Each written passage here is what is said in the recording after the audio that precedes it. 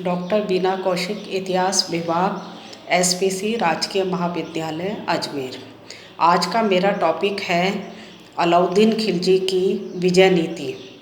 अलाउद्दीन खिलजी मध्यकालीन भारतीय इतिहास का एक महत्वपूर्ण शक्तिशाली शासक था। शासक बनते ही हम देखें उसे एक बहुत छोटा सा राज्य प्राप्त हुआ था। उस राज्य से वह संतुष्ट नहीं था और अपने राज्य को वो बहुत अधिक विस्तार चाहता था।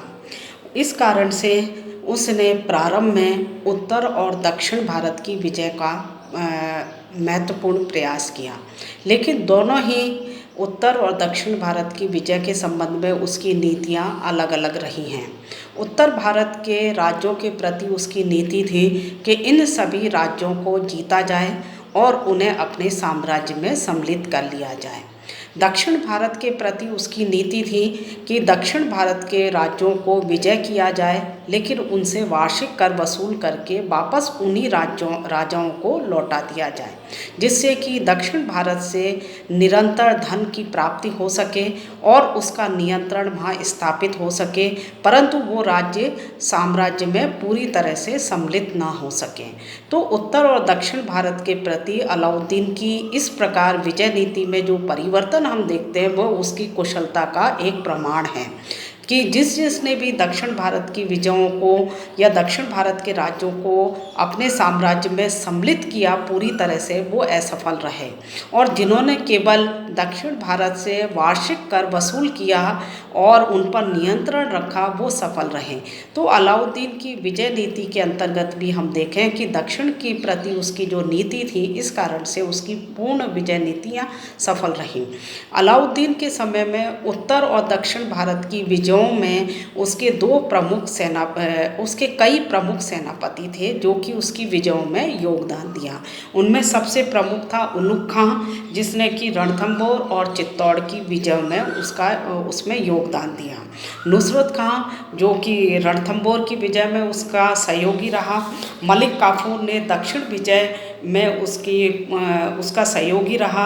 कमालुद्दीन गुर्ग, सिवाना और जालौर की विजय में उसका सहयोगी रहा। आइन उल मुल्क ये मालवा विजय में उसका सेनापति था।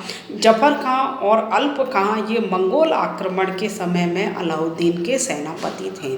तो अलाउद्दीन ने अपनी अधिकतर विजय अपने सेनापतियों के माध्यम से की, और जब भी जरूरत होती थी तो अलाउद्दीन स्वयं अपनी शक्तिशाली सेना लेकर उनकी मदद के लिए पहुंच जाता था। उत्तर भारत के राज्यों के पर अधिकार करने के कारण क्या थे? सबसे पहला उत्तर भारत के राज्यों पर कि दिल्ली के समीप राजपूत राज्य थे, वो स्वतंत्र थे, शक्तिशाली थे और अपने साम्राज्य का विस्तार कर रहे थे। तो कभी भी दिल्ली सल्तनत के लिए वे खतरा हो सकते थे। इस कारण से उसने राजपूत राज्यों पर विजय प्राप्त करने की चेष्टा की। दूसरा, दक्षिण भारत की विजय के लिए उसे उत्तर भारत की विजय करना आवश्यक था, क्योंकि दक्षिण भारत का जो मार्ग है वो उत्तर भारत को विजय करने के बाद ही दक्षिण पहुंचा जा सकता था।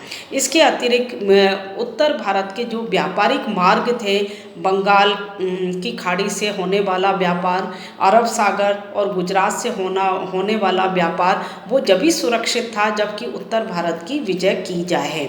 इसके अतिरिक्त हम देखें कि उत्तर भारत के रणथंभौर, चित्तौड़, जालौर, सिवाना और मालवा, इन राज्यों में शक्तिशाली किले थे। इन किलों पर भी वो अधिकार स्थापित करना चाहता था, क्योंकि इन किलों पर अधिकार के बाद ही हम देखें उसका राज्य सुरक्षित हो सकता था। इसके अतिरिक्त सबसे महत्वपूर्ण कारण था कि अलाउद्दीन का साम्राज्यवादी होना। अलाउद्दीन एक शक्तिशाली और साम्राज्यवादी सुल्तान था और वो अपने एक छोटे से राज्य से संतुष्ट नहीं था। तो इन सभी कारणों से उसने उत्तर भारत की विजय करना प्रारंभ किया। सबसे पहले हम देखें उसने जो विजय अभियान किया उत्तर भारत में, उसमें सबसे पहला प्रमुख विजय है गुजरात विजय। गुजरात विजय उसके द्वारा की गई है 1299 ईस्वी में। उस समय गुजरात की राजधानी थी पाटन, और गुजरात विजय के लिए उसका प्रमुख सेनापति था उलुग खां और नुसरत खां।